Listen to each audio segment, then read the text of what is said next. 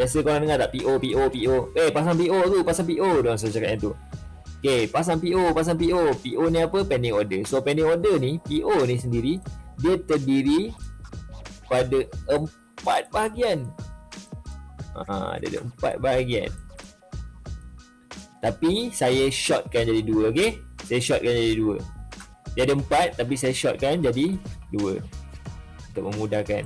So PO kita pecah kepada 2. Satu limit, satu stop. Lepas tu daripada sini kita dalam kondisi jual beli kan. Kita ada jual, kita ada beli. Betul tak? Kita ada jual dan kita ada beli. So sama juga pending order sama ada pending order ni, order yang kita nak pending. Nama pun pending kan. Pending bahasa Melayu dia ialah pending. Kerja-kerja pending. Apa pending? Terkendala. Sukati. Pending. Benda yang kita macam ibarat kita tangguh. Tangguh So harga yang masih lagi dalam paras tunda akan dalam proses. Yes. So pending order ni order yang kita bukan nak entry sekarang. Contoh saya bagi contoh je. Harga tengah sale dekat Giant, harga beras RM23.50. Harga sale. Contoh, bila harga sale dia jadi RM20. Harga biasa RM23. Bila harga sale dia RM20. Jadi selalu dah kalau sale ni korang akan nampak harga RM20 tu. So apa yang korang buat? Pergi tak ada sale, masih RM23.50. Masih lagi RM23.50. Apa yang korang buat? Korang tengah buat pending order, betul? Korang tengah tunggu sale. Aku tunggu sale ni, sale raya ke sale apa kan, confirm dia keluar beras, aku belilah 2-3 kampit tu. So apa yang kita buat? Kita buat pending order. Kita tangguhkan dulu. Kita nak beli tapi kita tangguhkan dulu. Kita let dulu, tunggu harga jatuh. Itu pending order. Sama juga dalam market. Pending order ni pula, kita tahu dah market dah nak naik, tapi kita tangguhkan decision kita untuk instant buy. Instead of instant buy, kita tunggu harga jatuh baru kita buy. Okay, itu sebagai contoh. Jom kita masuk dulu. Itu pending order, maksudnya tangguh harga. Kita tangguh, decision dah ada tapi kita tangguh dulu. So kita ada 2 sahaja decision yang kita boleh buat, sama ada buy ataupun sell lah.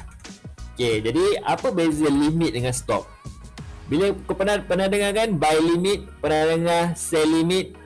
Itu biasa dengar. Siapa yang masuk dalam apprentice akan nampak lah pending order, sell limit, pending order, buy limit. Tapi jarang sangat kita jumpa dengan pending order, buy stop, pending order, sell stop. Betul, jarang dengar. Tapi biar saya jelaskan dekat sini. Apa dia pending order? Di PO ni kita panggil pending order. Saya highlight kan supaya korang nampak. Nampak tak? Pending order. Okay, kita tengah cerita pasal pending order sekarang ni. So pending order ni, PO ni, dia ada 2. PO limit dengan PO stop. So buy limit, sell limit, buy stop, sell stop. Apa itu limit?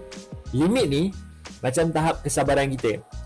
Aku sabar dengan kau ni ada limit bang, macam tu. Aku sabar dengan kau ada limit geng, macam tu. Ataupun bawa kereta laju-laju, tak boleh lah kalau tekan dah, sampai limit dah. Sampai limit, maksudnya benda. Maksudnya sampai satu tara yang kita dah tak boleh hold, dia akan burst. Faham? Sama ada dia burst atau dia patah balik. Boleh faham? Itu limit. Maksudnya satu level yang saya tak tahu nak bahasakan dia, tapi satu tempat yang memang sampai limit dah. Kalau contoh harga tengah turun, kalau kata, weh harga dah sampai limit dah ni, mana nak pergi? Next movement, mana nak pergi? Sekarang tengah turun, pump sampai limit, mana nak pergi? Jawapan dia dah sampai limit, naiklah ke atas. Betul? Faham? Kalau kau tu nak naik jet pejuang ke, kapal terbang ke, helikopter ke, dah tak boleh naik dah. Kenapa? Sebab sampai limit. So dah tak boleh naik, mesti turun je, betul? Jadi itulah gunanya pending order. Jadi pending order ni kita tahu dah, contoh kita dah buat analisa. Harga dekat atas ni seperti mana yang kita nampak, harga macam dah dekat resistant, betul-betul dah tak boleh naik dah. So kita tahu harga dah tak boleh naik. Kita dah buat technical analisa. Dari situlah baru kita letak pending order. Okay, saya buat contoh. Katakan ini ialah resistant.